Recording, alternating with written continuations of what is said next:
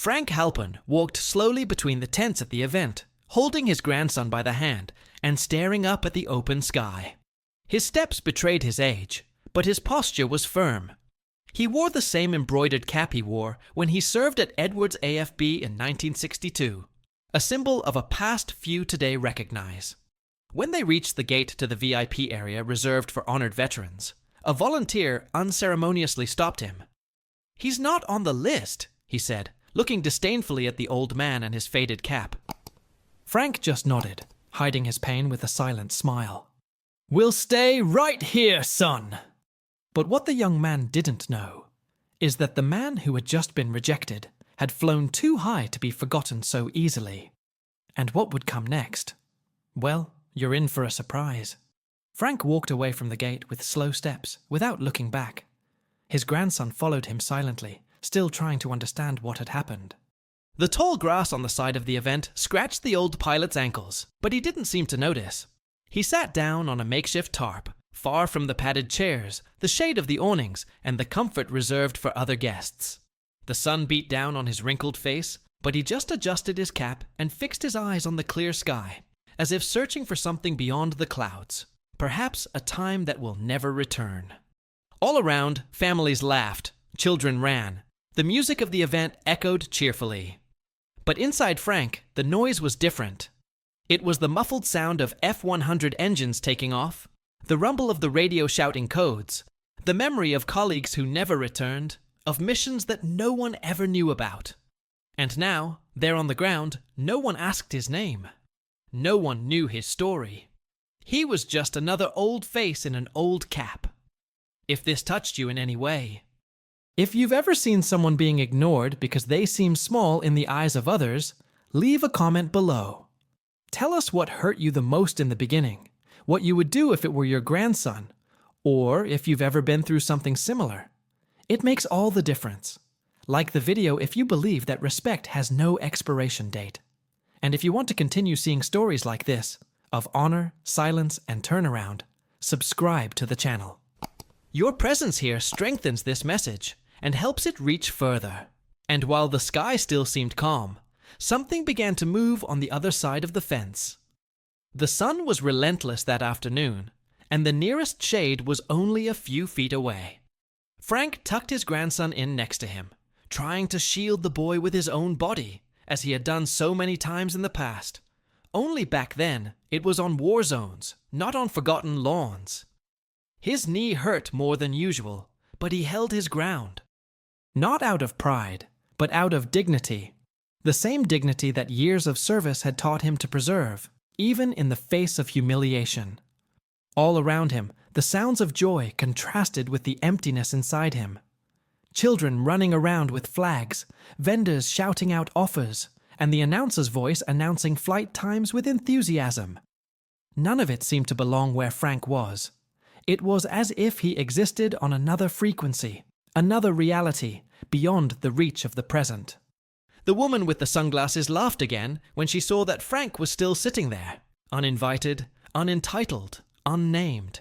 "You could at least take off that hat. It's all torn."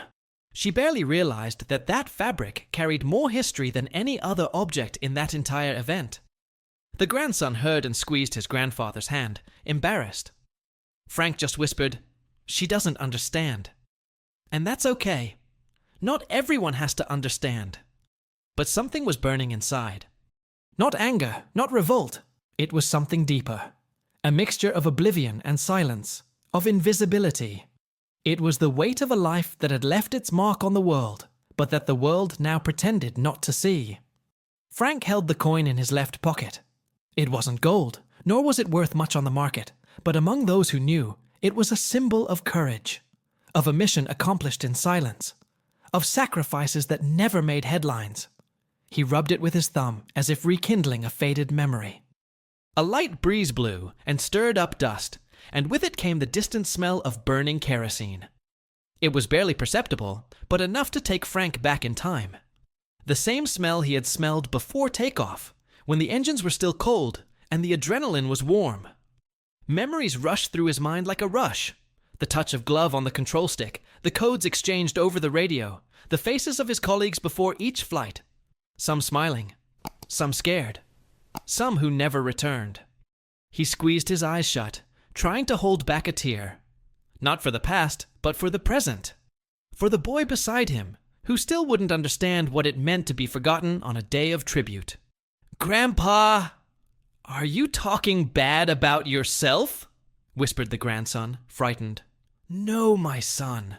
She just doesn't know what she's seeing." The sentence hung in the air like a muffled echo. Because that was the truth. No one there knew. No one there cared.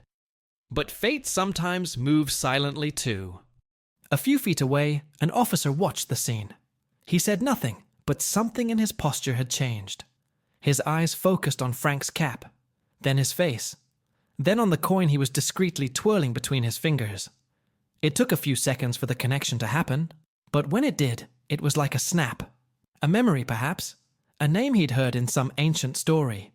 A symbol he'd seen before, engraved in manuals or mission files. Frank remained seated, huddled, ignored. But on the other side of the fence, something was rising. Something big. Something no one there had expected. And as the announcer drew the audience's attention to the Thunderbirds' imminent takeoff, a figure broke protocol and walked toward the lawn. Slowly, steadily, with determined eyes. But this, no one noticed yet.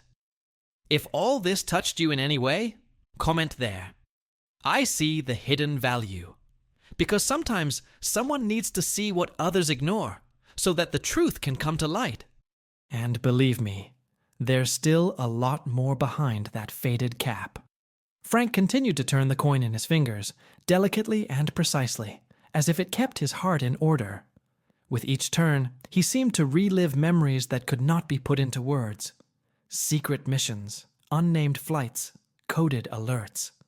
Those memories did not come in the form of clear scenes, but as sensations. The cold of the early morning before takeoff. The pressure in his chest as he crossed thick clouds. The radio screeching with coordinates that seemed simple, but carried the weight of life and death. His grandson was still looking at him, waiting for something that wouldn't come now. Maybe a smile, an explanation, or a sign that this was all just a passing misunderstanding. But Frank had no strength or words. The silence covered him like a rough blanket. He knew what that coin meant. He knew what that badge represented. He knew how much it had cost to hold that battered cap in his hands and still keep his chin up. But nobody there knew. A few steps away, the smiles continued. Couples took selfies with the jets in the background, children flew themed balloons, and a group of teenagers laughed out loud at something one of them was showing on his phone. One of them even pointed in Frank's direction and said mockingly, "Look at Grandpa trying to play the role of a retired pilot." The sentence pierced the old man's chest like a shrapnel. He didn't react. He didn't get up. He just lowered his eyes as if gathering what little was left of his own dignity. His grandson looked at him, startled by the tone of the offense. But Frank just patted the boy's hand and said, almost in prayer, "They only see what shines on the outside, son.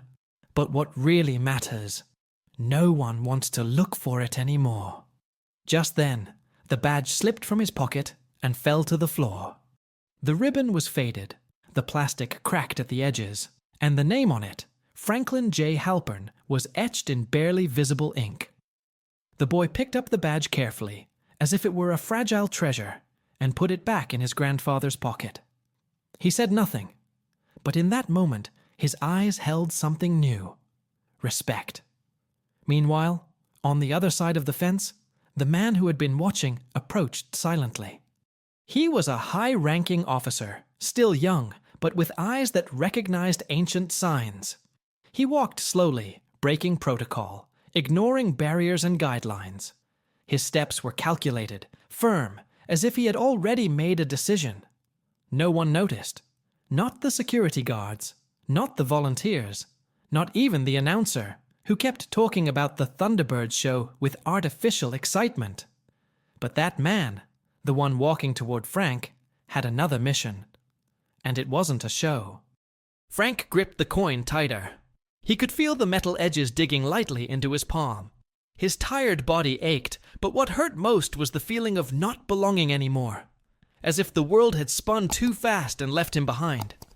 As if the entire past had been swallowed up by a present that only values what is new, flashy, and printed on a large screen.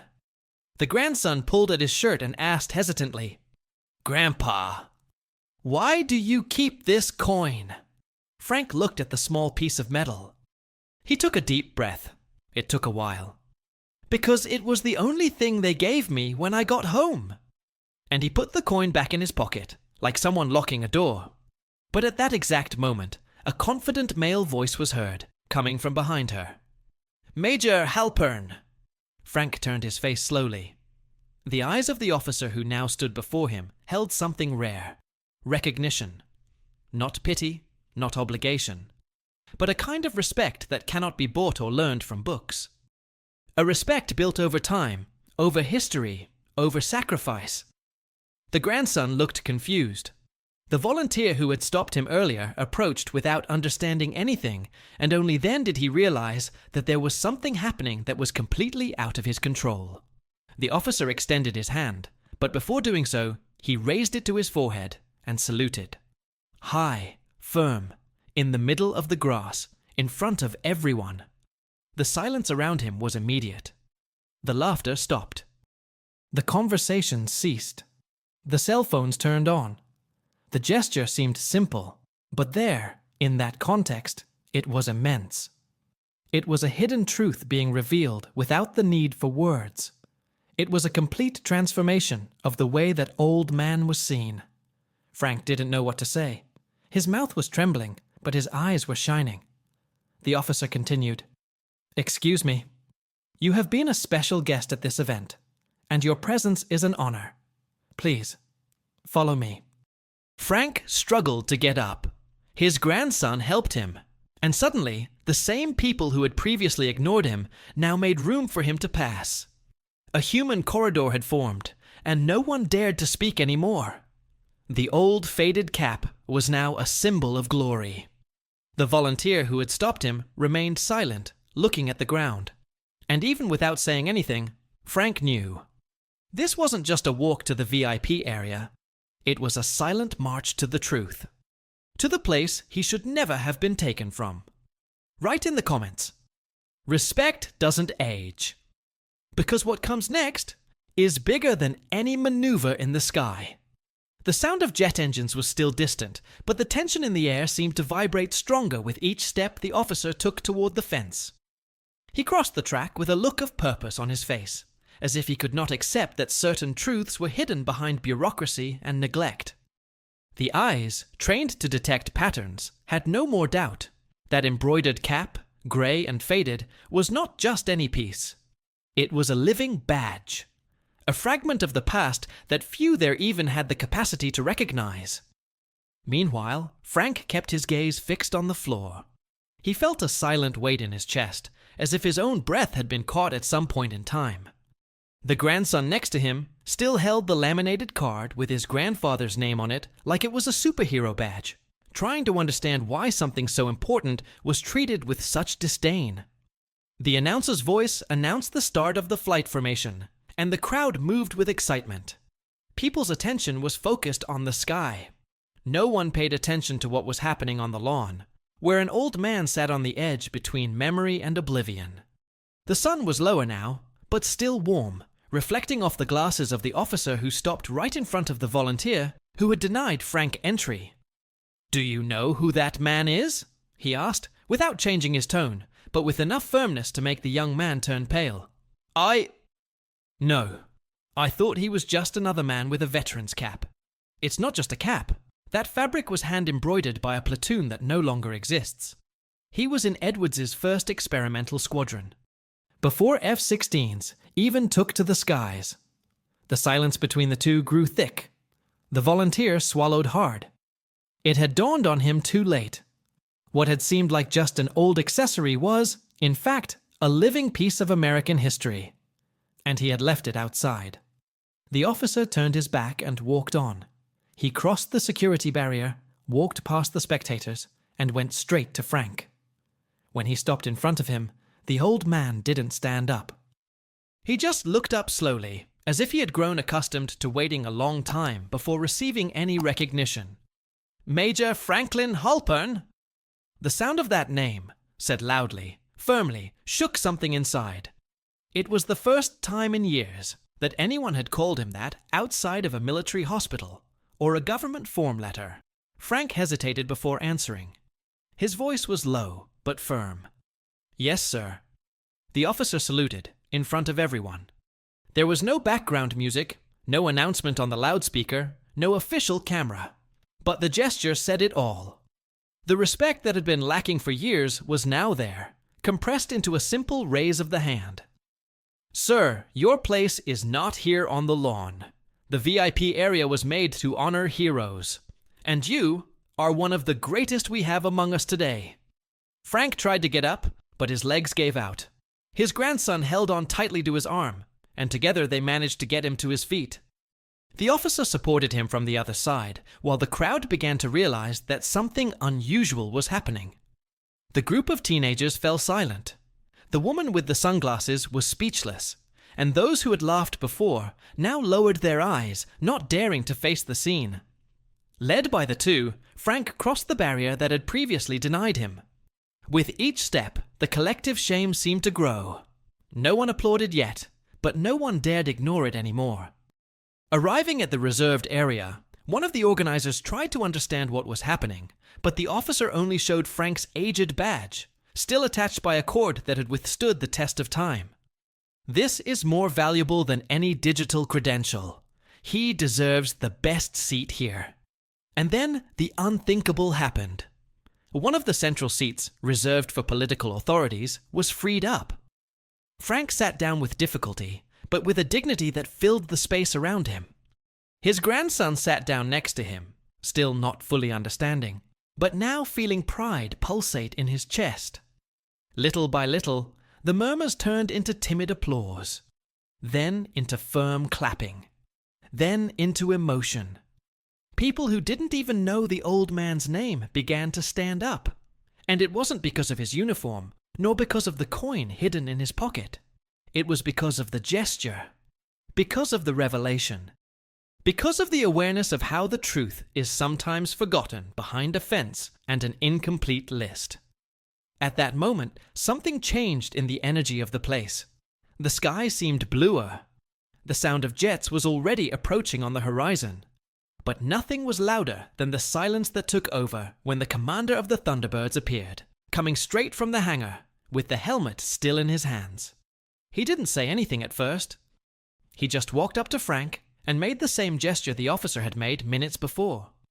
A firm, dignified salute, marked by someone who knows exactly what he's doing. Then he leaned over and said, clearly enough for everyone around to hear, "Major Halpern, before any maneuver in this sky, you must be remembered. It is because of men like you that we still have the right to fly." The commotion was immediate. People were crying, cell phones were filming, and there was a silence of reverence that only happens when something bigger than everyone else is before your eyes. And there, at that moment, Frank was no longer just an old man in a worn-out cap. He was the symbol of everything that had been forgotten, but could no longer be ignored. Right there. Memory is honor. Because there is still something too deep to be left out of this story. Frank remained still for a second. His body wanted to get up, but his soul seemed to have disconnected from the moment, as if he didn't know if this was reality or some poorly filed memory from the past. The greeting echoed like a silent order for him to return to exist in that present. A present that, until a few minutes ago, insisted on treating him as leftovers, like dust from a forgotten history. The grandson got up first.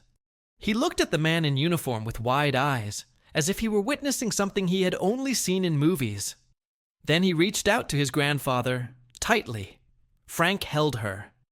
And, even with his knee shaking, he stood up. No rush. With effort. But standing. The officer looked him in the eyes and added, "I grew up hearing your name at home. My father said you were a ghost in the sky. Fast, precise, silent. And that if it weren't for you, he wouldn't have come back from the 68 mission." Frank didn't answer. He pressed his lips together and took a deep breath. A thick lump formed in his throat, preventing any words from escaping. The weight of the memory was too much to be relieved by a simple "thank you." It was a lifetime coming back in seconds. The crowd, previously noisy and distracted, now watched in absolute silence. The man who, minutes before, had been dismissed as just an old man in an old cap, was now the center of a collective reverence that needed no introduction. The officer then stepped aside and pointed to the central area of the stage set up near the runway. It was the space reserved for special tributes, and it had been empty until then. "That chair is waiting for you, sir. The seat of the one who paved the way for us all." Frank looked, then he looked at his grandson. The boy's eyes were full of pride, and he had a restrained smile, as if he had just discovered that his hero was closer than he had imagined. The two walked together, slowly, in silence. With each step, more cell phones were raised. More people stood up. More eyes sought to understand who that man was. When they reached the chair, Frank paused for a moment before sitting down. He bent down cautiously, adjusted his cap, and folded his hands in his lap. His grandson beside him kept staring at him. "Grandpa, were you a ghost?" Frank smiled slightly. For the first time that day. "No, son. But sometimes the world treats us as if it were." The sky shook with the roar of approaching jets. The Thunderbirds appeared on the horizon in perfect formation, and one of the pilots, the one who had greeted Frank earlier, announced over the radio, "This performance is dedicated to Major Franklin Holpern, Air Force veteran, symbol of the quiet honor that sustains our wings. This first maneuver bears his name." And then the planes tore through the sky with millimeter precision, forming an H in the air with the white smoke from their engines. The audience reacted with screams, tears, applause, but Frank just looked up in silence. Because at that moment, he didn't need to say anything. He didn't need to justify his presence, his badge, his coin, his cap. It was understood without words. The volunteer who had stopped him earlier was now at the back of the audience, head down. The shame was visible on his expression. An involuntary gesture made him take off his cap and press it to his chest, as if asking for forgiveness without having the courage to say a word. Frank saw him, but he said nothing, because sometimes true forgiveness lies in silence, and the silence now was noble. No longer the silence of invisibility, but of justice done, of belated recognition, of a place restored. It was a silence that screamed honor, even when all the applause had died down. It's curious how, in just a few minutes, the collective mentality changes. What was judgment becomes admiration. What was contempt becomes reverence. What was just an old man sitting on the floor becomes a symbol of something greater. And all this without him having to raise his voice or show a single medal. Frank only existed with dignity. That was enough. Write in the comments, "Honor stands the test of time," because there is still one last detail that no one saw coming. Frank walked with slow steps, but each one seemed to awaken a forgotten part of the collective memory that surrounded him. Beside him, the elite Thunderbird pilot walked steadily, making his way through a crowd that no longer knew whether to look at the sky or the ground. Because there, between the two extremes, above and below, was a man who had almost been left out of his own legacy.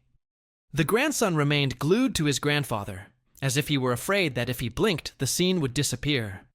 His small hands held the faded badge so carefully that it seemed as if he knew, even if he didn't understand, its value.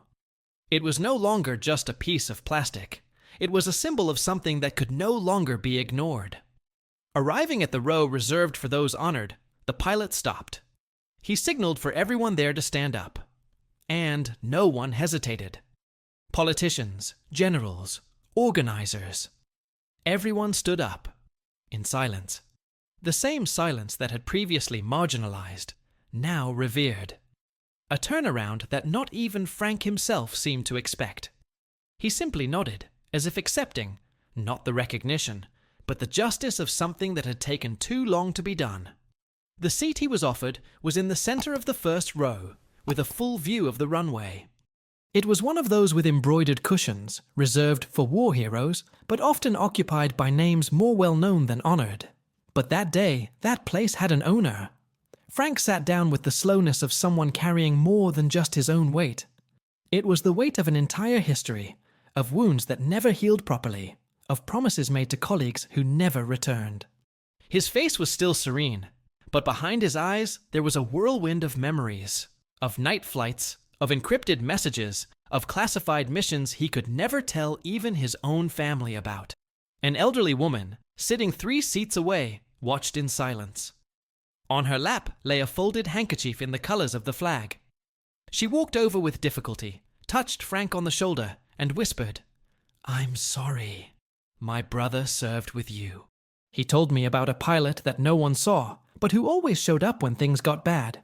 They called him the last one out of the sky. That was you, wasn't it?" Frank looked at her. Time passed in milliseconds before his eyes. He simply responded with a simple gesture, placing his hand over his heart. The announcer, realizing what was happening, asked for total silence to announce the first formation of the day. The Thunderbirds were ready for takeoff. But before any maneuver, the pilot responsible for the mission asked for the microphone. His voice, transmitted throughout the event's sound system, sounded firm and full of respect. "Before we take to the skies, we want to dedicate this flight to Major Franklin Halpern, a man whose story taught us that true courage doesn't need the spotlight. Major, this formation bears your name." And then the jets took off, cutting through the air with precision. In the sky, perfect lines drew an inverted triangle, symbol of the formation Frank used in 1965.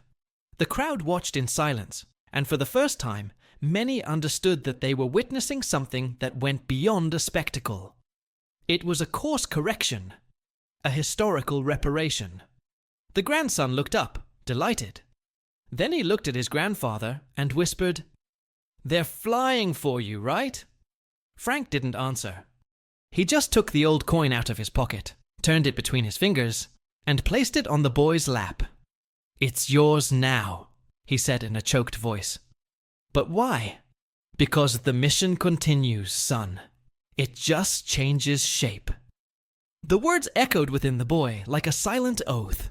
He gripped the coin tightly, as if holding on to a piece of the sky.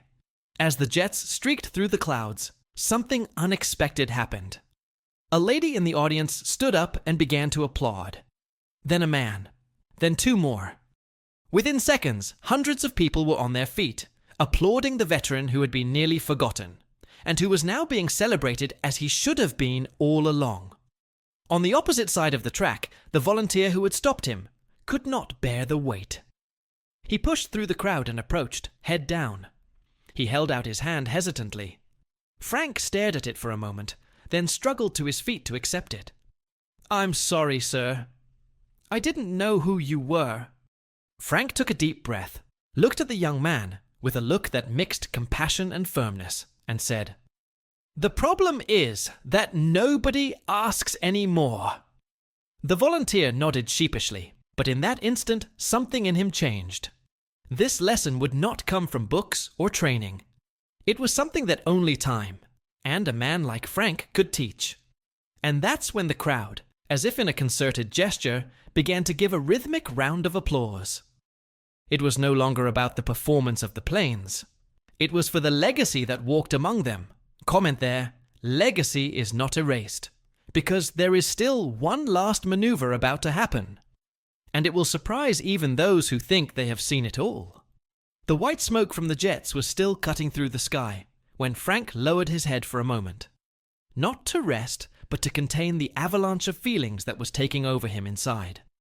That wasn't just a tribute. It was the return of something that had been slowly taken away from him over the years. Presence, voice, value. And at that very moment, as the sky opened up in silent tribute, he felt that time, even with all the damage, could still heal certain wounds. The pilot who had performed the maneuver that bore his name returned to base with pinpoint precision. After landing, he got out of the cockpit and, ignoring protocol, walked across the hot asphalt with his helmet under his arm. He didn't go to the officer's dressing room. He didn't go to the press. He walked with determined steps toward Frank. Meanwhile, the crowd remained standing. No one dared to sit down. It was as if the entire audience knew that there was something more to come, something that not even the official program of the event could have predicted. On the faces of the people, a mixture of admiration and embarrassment. Everyone had witnessed the beginning of this story. The ignored old man, the barrier at the entrance, the silent judgment. And now they saw the same man being welcomed as the hero he had always been. Frank looked at the approaching pilot. The two stared at each other for a few seconds. There was no need for words here. The pilot took off his helmet, bowed slightly, and held out a small, dark blue velvet case. "Sir, this did not come from an institution. It is not an official medal. It is personal. I made a point of having this piece minted in the name of our squadron, because you are part of the reason we exist." Frank took the case with shaking hands. When he opened it, he saw a rare, precisely carved badge. In the center, an eagle with open wings and the letters FH engraved under the base. It was symbolic, simple, but loaded with truth. One of those hidden truths that time tries to hide, but history insists on making reappear. The grandson, next to him, watched everything in silence. He didn't blink. His gaze was fixed on his grandfather, as if he were seeing for the first time the real size of the person who had always been there. Frank turned to the boy and handed him the case, as if to say without words, "One day you will understand what this means." Soon after, the event commander approached and asked permission to make an announcement. He took the microphone and, looking directly at Frank, spoke loudly. "Today, at this base, we begin a new tradition. Starting this year, a seat in this center row will forever bear the name of Major Franklin Halpern, so that every pilot who steps foot here will remember that not all heroes need to be remembered in photographs. Some leave their mark on the skies and on hearts." A makeshift sign was hurriedly brought in. On it was printed Frank's name in gold letters. And when his grandson held it up, the audience applauded loudly. Now it was no longer an isolated tribute. It was a legacy. But it was what happened next that made the moment go beyond any script. From the back of the audience, a child of about 6 years old broke away from his mother, ran between the adults, and stopped in front of Frank. She was holding a folded piece of paper and a pencil in her hand. "Sir, can I take a picture with you?" Frank smiled, still speechless. He just nodded. The mother, embarrassed, ran to get her, but before she could arrive, the girl added, "The teacher said we should choose a hero to draw at school, and I chose you." And there, amidst the heat, the noise of the planes, the collective emotion, Frank cried. Not of sadness, but of a rare kind of joy. The kind that comes when justice is served in an unexpected way. When pain finds rest. When the invisible becomes immortal. The girl's mother thanked him with her eyes. And, with delicacy, the girl handed over the drawing. It was simple. A man with wings and a cap. Next to it, a small inscription scribbled in crooked letters. "For the man who flies and protects, even when no one sees." Frank held the paper as if he were holding a precious artifact, because it was. It was proof that, even after everything, something had been planted there. Something greater than fame, than titles, than formal recognition. It was the seed of a new mindset, one of looking deeper before judging. To see what is behind the silence. To respect stories that the world tried to erase.